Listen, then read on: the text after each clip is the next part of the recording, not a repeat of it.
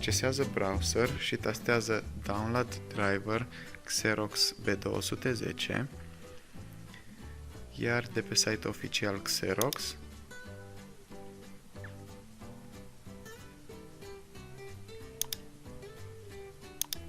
descarcă Xerox B210 Windows Print Driver Utilities.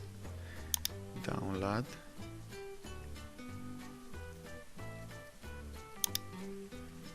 Extrage arhiva.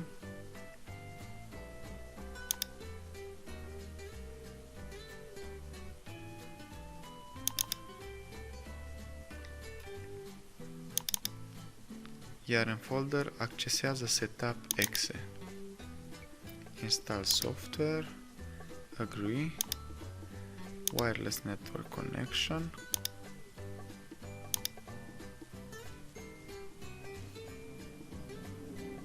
conectează cablu USB,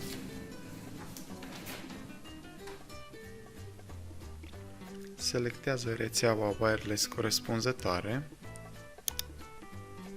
aici introducem parola,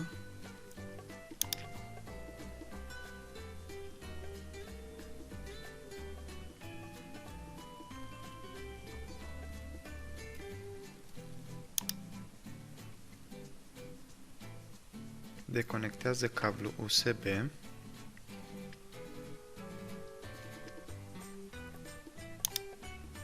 iar aici bifează primele 3 opțiuni.